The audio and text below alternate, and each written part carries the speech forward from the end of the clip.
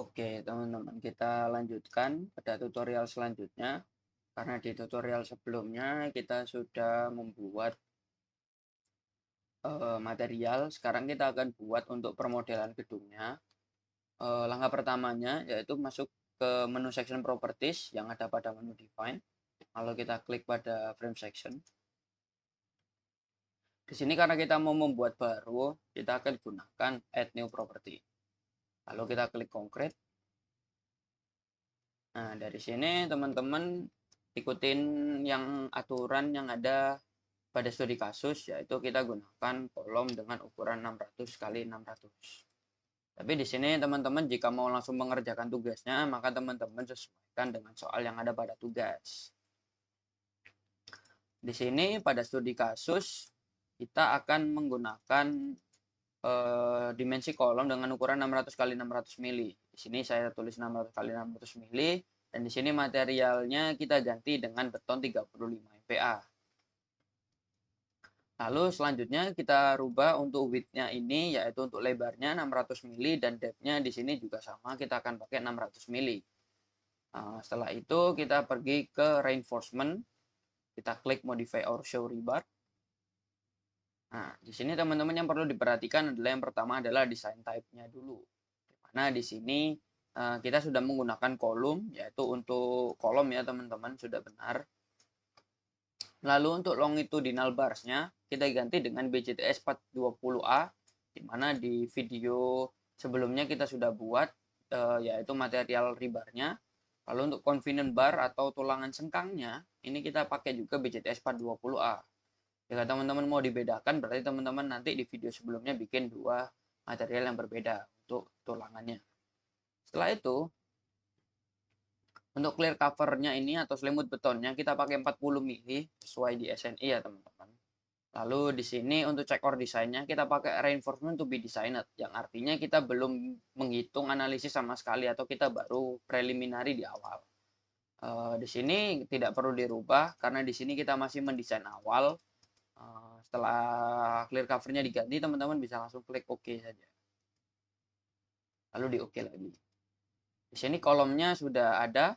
Lalu kita lanjutkan ke untuk pembuatan balok. Kita klik add new property lagi, terus konkret lagi juga.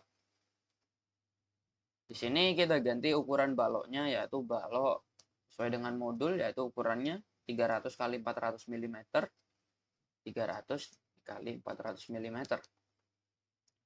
Jangan lupa juga untuk materialnya diganti.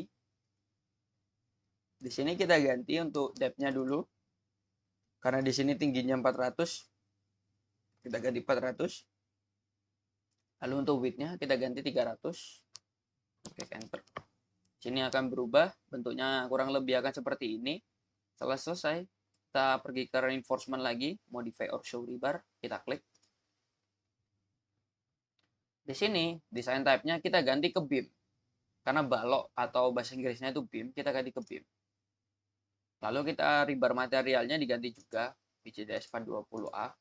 Untuk convenient bar-nya juga sama. Lalu top bars-nya kita ganti 40 mili. Atau untuk selimut beton bagian atas balok, kita ganti 40 mili. Setelah keduanya selesai, kita klik OK. Lalu OK lagi. Di sini kolom dan baloknya sudah selesai, kita tinggal memodelkan plat. Tapi untuk plat kita tidak akan bikin di sini, tapi kita bikin ke menu lain. Kita klik OK saja dulu. Balik ke menu define, ke section properties, kita ke slab section.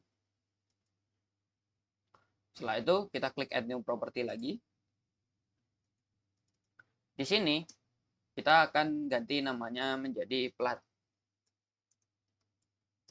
Sesuai ukuran 120 mili. Nah, kita ganti plat 120 mm. Slab materialnya karena juga pakai beton, kita pakai beton 35 MPa sama juga. Untuk type-nya tidak perlu diubah karena kita pakai tipe slab yaitu tidak pakai drop slab atau waffle slab ya dan jenis slab lainnya. Kita pakai plat lantai datar.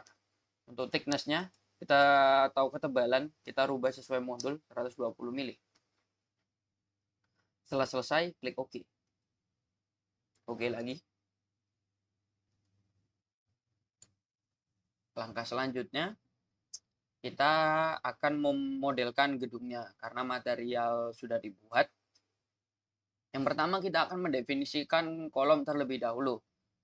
Kita klik pada menu denah, lalu kita klik quick draw column.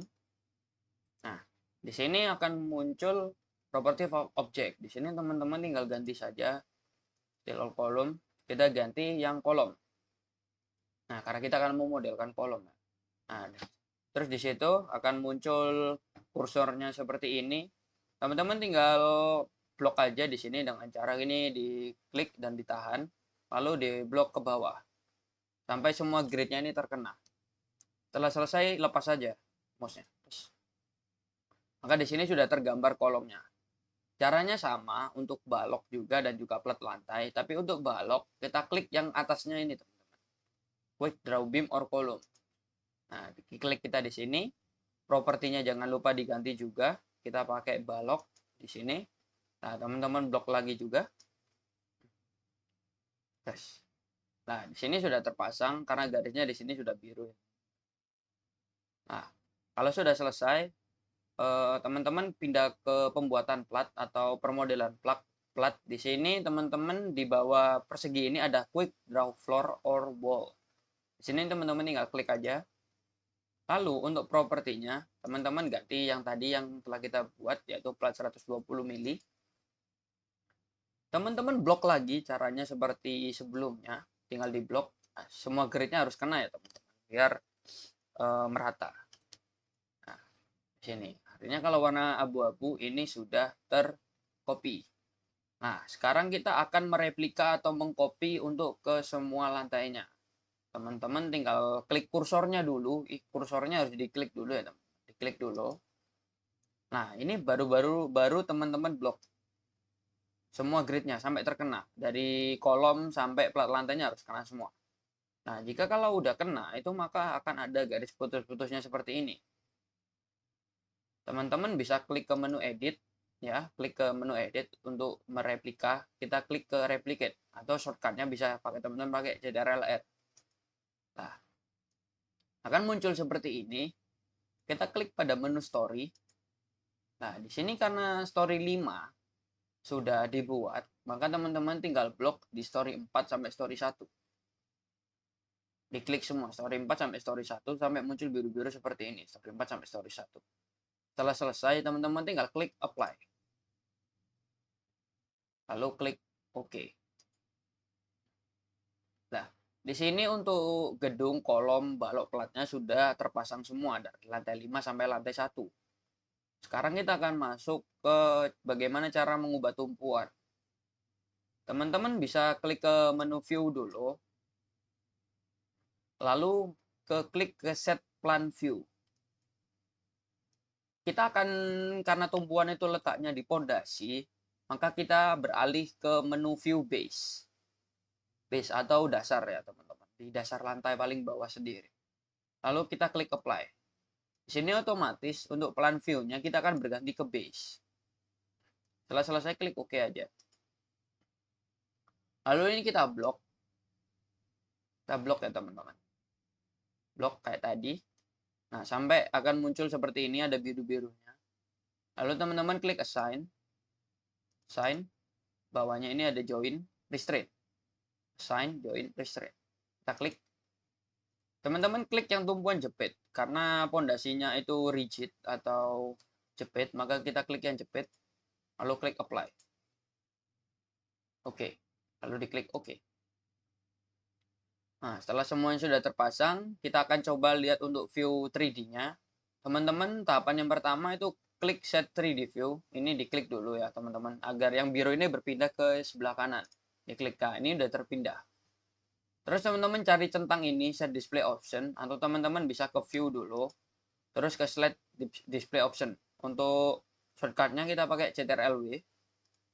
Nah, di sini teman-teman udah masuk ke set view optionnya. Terus view colors off-nya, teman-teman bisa ganti ke section properties. Untuk membedakan mana balok, mana kolom, mana plat. Terus di sini teman-teman bisa klik pada extrude frame dan extrude cell-nya. Extrude frame ini untuk meng-3D-kan balok sama kolom, sedangkan extrude shell ini untuk meng-3D-kan lantainya. Setelah itu klik apply, lalu oke. Sini teman-teman bisa terlihat bahwa view gedungnya nanti seperti ini.